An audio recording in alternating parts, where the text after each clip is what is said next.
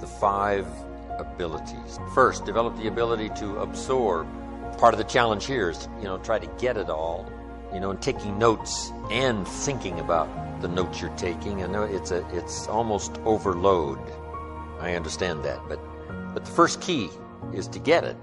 I teach the kids in school. I mentioned in one of these other seminars, nothing worse than being stupid, so you got to gather up all the ideas you possibly can. You can sort through them later, discard what you're not going to use, refine, do whatever you want, but the first key is to get it, right? Nothing worse than being stupid.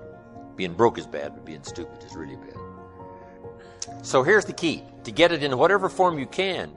We get it by video, we get it by sermon, we get it by lyrics from the songs, the dialogue in the movie. We get it from personal conversation. We get it from classes. We get it from seminars. Every possible way. The key is to get it and to absorb, to take in. Here's what else, not just ideas, but life itself. Your mind needs to be like a perpetual recorder, recording your life experiences.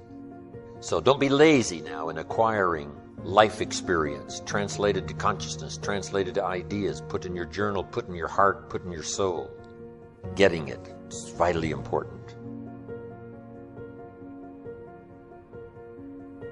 I believe that the price for a full life is mistakes. Mistakes are the price for a full life that you have to pay if you learn from them. I believe that hell wants to maim you and mock you with your mistakes. But heaven wants to make you and transform you by your mistakes. Failure should not become a prison house where you're held hostage the rest of your life by your mistakes. Realize failure is not final.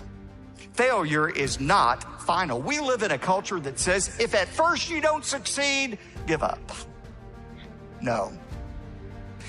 One reason most of us don't venture out and start pursuing our God-given dreams in life, we are paralyzed by the fear of failure. We think, what if I apply for this job and I don't get it? What if I ask that person out on a date and they don't say yes? What if I, do this and it doesn't work? They're paralyzed by failure. Remember this, nobody stubbed his toe standing still. If you're moving forward, you are going to stub your toe from time to time, but you're also going to move forward. I think of Thomas J. Watson, the founder of IBM. He said, the way to succeed is to double your failure rate. What do you mean by that? Double your failure rate. He was saying the more times you try something, the more ventures you pursue, yes, the more times you're going to fail, but you're also going to succeed more as well. You have to fail if you're going to succeed. George Bernard Shaw, great novelist, had his first 5 novels rejected. Babe Ruth struck out 1,330 times, but he's considered one of America's greatest baseball players. Thomas Edison discovered 1,800 ways not to make a light bulb. But all of those men were tremendous successes. Guess what? The more resumes you send out, the more rejections you'll get, but the more likely you'll get a bite on it. The more doors you knock on, the more people you share your faith with, the more rejections you're going to have, not of you, but of Christ, but the more opportunities to lead people to Christ. That's why it is important that we understand that failure is not final.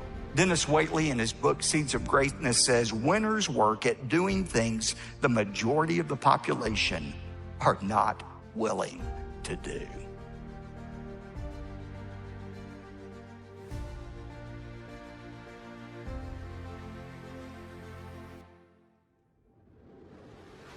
Your attitude can have a greater impact on your success than your IQ.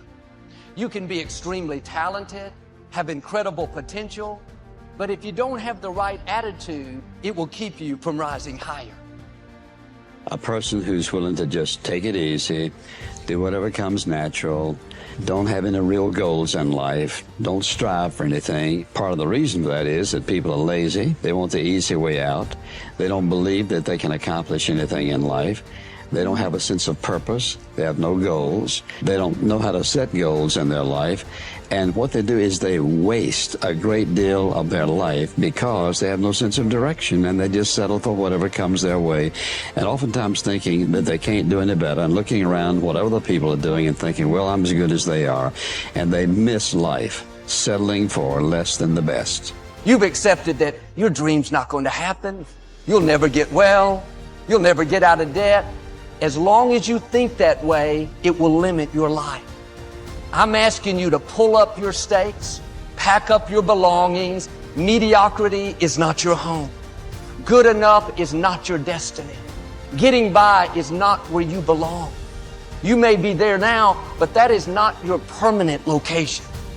Don't settle for an okay marriage, okay job, okay health, okay life. Yes, we should be content, but you shouldn't be satisfied with less than what you know in your heart. I'm going to talk to you about just the simple core of what you and I are made for. We are not made to survive. We're not made to manage our pain or get through it. We're made to be creators of our lives.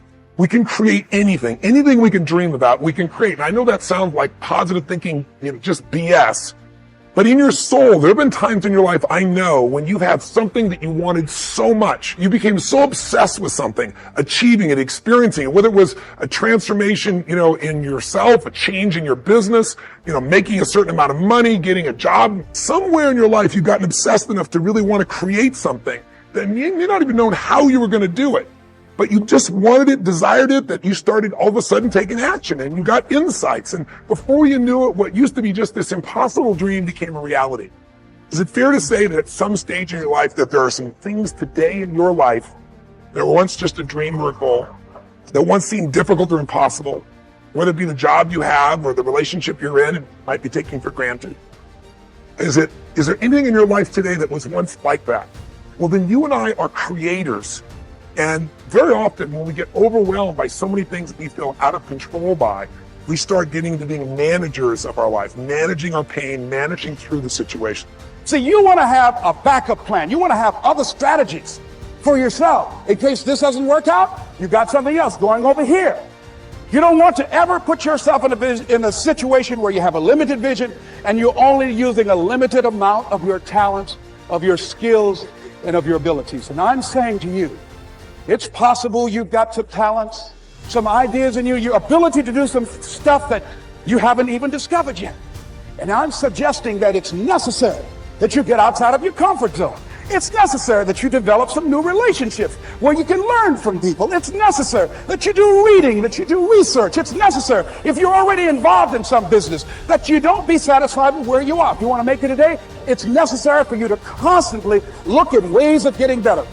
Not only is it possible for you to have your dream, and it's necessary for you to challenge yourself to go after it and get better and leverage relationships that can help you get to where you want to go, but it's you.